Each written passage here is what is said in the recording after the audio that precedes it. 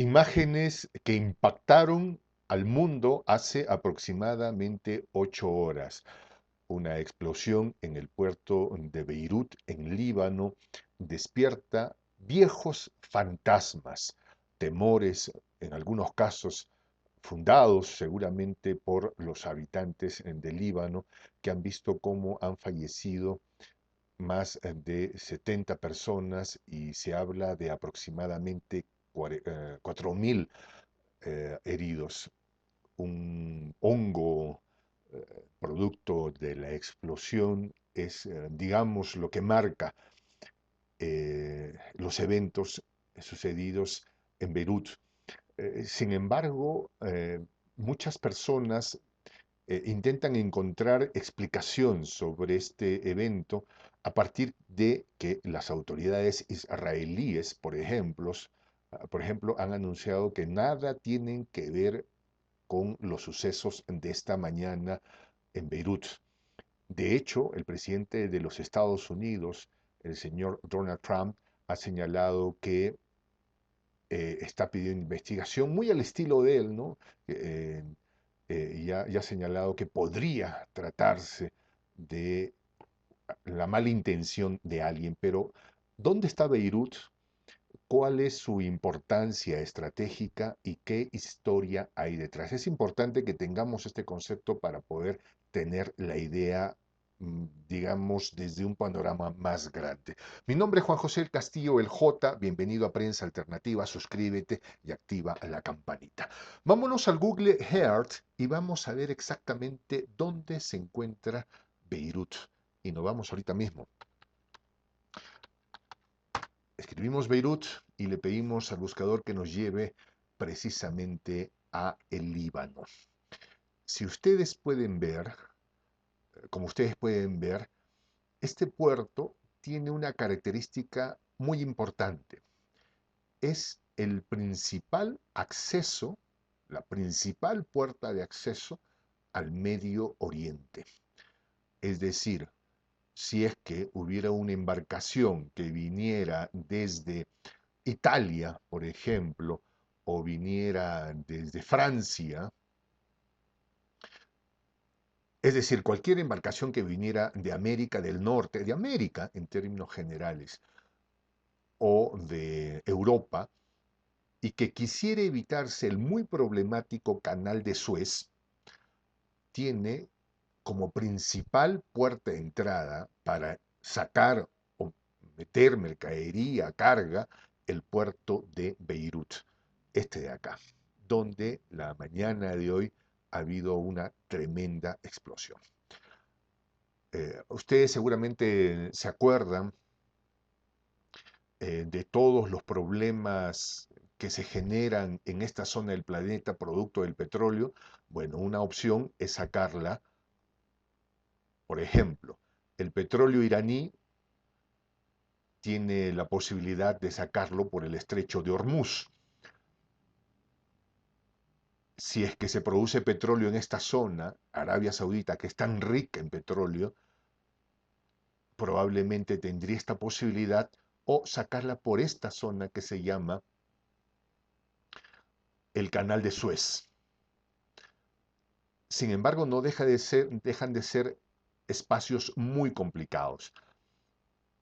Beirut es entonces la principal puerta de entrada o una de las más importantes puertas de entrada y de salida de carga, sobre todo de petróleo, de lugares como Irak, Kuwait, la misma Jordania y Siria.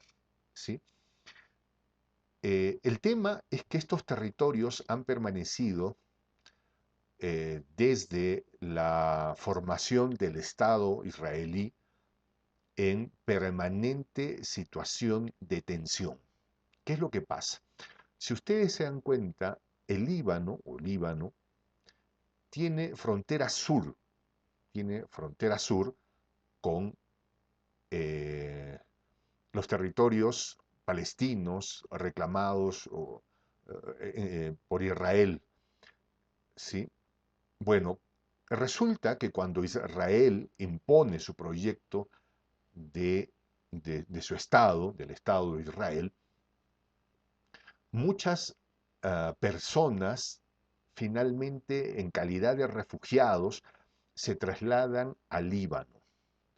Otras tantas personas que estuvieron acá, muchas personas, en Jordania, después de haber intentado derrocar al rey de Jordania, terminan como refugiados en esta zona de el Líbano, incluso muchos de ellos en el mismo Beirut. En Líbano se articula un movimiento que se llama la Organización para la Liberación de Palestina, que comienza a desarrollar capacidad ofensiva hacia territorios controlados por el Estado de Israel, lo que implica que Israel permanentemente haya tenido una conducta difícil hacia el Líbano y hacia lo que ellos consideran personas que afectan su seguridad. Estoy tratando de utilizar los términos menos conflictivos para evitar que nos metamos en problemas, pero creo que ustedes están entendiendo claramente lo que les digo, ¿sí? En realidad, el conflicto líbano-israelí tiene que circunscribirse en todo el problema que hubo por la ocupación israelí y por todo el interés del mundo musulmán, el mundo árabe, de tener una posición respecto a la ocupación de Palestina y de cómo se articularon estas fuerzas. Ya en el año 1978 habían serios problemas en esta zona. Sin embargo, en esta zona de acá, en esta zona de acá, ¿sí? Sin embargo, fue hasta el año 1982 que los israelíes deciden ocupar toda esta zona, la zona del Líbano. ¿Ya? La ocupan militarmente porque eh, la Organización para la Liberación de Palestina había logrado desarrollar habilidades militares y económicas, sostenidos sobre todo por Siria e Irán. Hay que recordar que en esta zona la presencia de musulmanes chiitas es muy elevada, ¿sí? Entonces, tienen mucho apoyo de los sirios y los iraníes y Israel decide ocupar esta zona precisamente para evitar que haya capacidad de respuesta. De hecho, en el Líbano hay un crisol de muchas razas y religiones, viven chiitas, viven un, un, una rama especial de la cristiandad que son los cristianos maronitas que eh, tuvieron mucha y que tienen mucha cercanía con el gobierno israelí. Al punto es que cuando los israelíes toman control de esta zona, tienen como aliados naturales a los cristianos maronitas. Israel llegó a tener control de esta zona, pese a que las Naciones Unidas emitió una resolución diciendo que debería devolver esos territorios, llegó a tener ocupación en esta zona hasta el año 2000. No le importó mucho lo que dijeran las Naciones Unidas de que era ilegal la ocupación que tenía. Y finalmente en el año 2000, miren, desde el 1982 al 2000, le entrega otra vez esta zona al gobierno de Beirut. Lo hizo porque la presencia de los cristianos maronitas había perdido mucha fuerza y en Líbano y en el Medio Oriente comienza a desarrollarse un movimiento miliciano, político y de fe, además, que son el Hezbollah, cuya traducción sería el partido de Dios, que incluso gobierna ahora mismo Irán. El partido, esta organización que es multicéntrica, si se quiere, tiene presencia en el Líbano, por ejemplo, con la cadena de televisión más importante, la cadena de radios más importantes, los medios impresos más importantes. De hecho, tienen una serie de escuelas para atender a su población, a la población chiita, pero también a los sectores más vulnerables.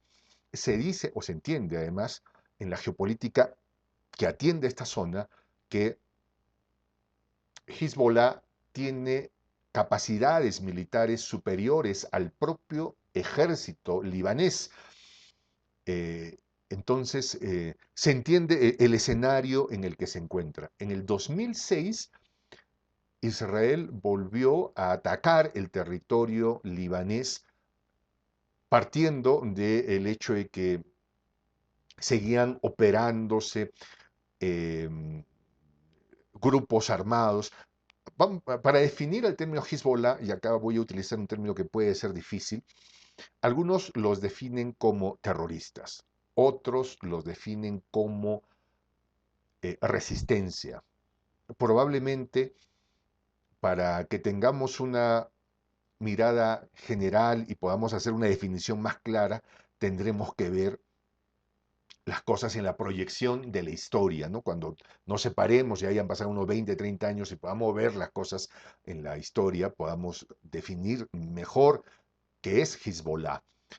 Solo pongo como un antecedente, en Sudáfrica hubo un presidente negro, Nelson Mandela, a quien los Estados Unidos y buena parte de Europa lo calificó de terrorista por oponerse al régimen del apartheid en Sudáfrica. Estoy poniendo ese paréntesis y en realidad es muy difícil catalogar quién es o no es terrorista, porque finalmente depende mucho de el prisma con el que se vea y de los intereses geopolíticos del que utiliza el término. ¿Sí? Es la razón por la que la mañana de hoy las autoridades israelíes han salido a señalar que nada tienen que ver con el asunto. ¿Sí? ¿Y por qué digo que la razón? Porque este es un punto álgido del planeta. Lo que pasa en Beirut puede repercutir en la estabilidad geopolítica y militar de toda la región del Medio Oriente. Este es un punto neurálgico, Beirut. El presidente de los Estados Unidos ha anunciado que siempre han considerado su nación, se han sentido amigos del Líbano y que van a enviar la ayuda que crean por necesaria para atender a las personas que pudieran haber resultadas afectadas. De lo que se sabe de la noticia de la explosión en el puerto de Beirut es que había una gran cantidad de eh, explosivos que estaban de manera irresponsable depositados y que aparentemente hubo un incendio cerca de esta zona y que finalmente terminó detonando eh, todo este almacén, ¿no? Acá surgen varias preguntas. ¿Quién tiene guardado esa cantidad de explosivos y para qué los tiene? Segundo, el Estado libanés eh, no tiene una inteligencia militar que le diga, oye, hay en el puerto más importante de tu país, que es el puerto más importante para el ingreso al Medio Oriente, hay una cantidad de explosivos. Preguntas que tendremos que hacernos o que tendrán que hacerse y probablemente funcionarios que tendrán que responderse sobre el asunto. Y probablemente también otras preguntas de si es que habían esos explosivos, alguien tenía algún interés para que detonaran y pudieran generar cierta inestabilidad en la zona. Bueno, son preguntas que evidentemente en este momento no van a ser respondidas, pero que quedan abiertas para futuras investigaciones. En medio de esto, desde nuestro canal, queremos enviarle nuestro más sentido sentimiento de, vamos, nuestra identificación con el sentimiento de dolor del pueblo de, de Beirut, de Líbano, y que en medio de cualquier circunstancia pueda mantenerse la paz y no se activen los resortes de algunos malvados que siempre esperan que el dolor de la gente genere rabia y que la rabia conlleve a la venta de equipos de guerra que finalmente solo enriquecen el bolsillo de unos muy pocos, donde la gran mayoría lo único que tiene para entregar es su propia sangre. Mi nombre es Juan José El Castillo, el J. Gracias por haber visto el video y nos vemos en una próxima emisión. Tupananchis Kamaj, que en quechua, en el idioma milenario de los incas, quiere decir hasta volver a vernos.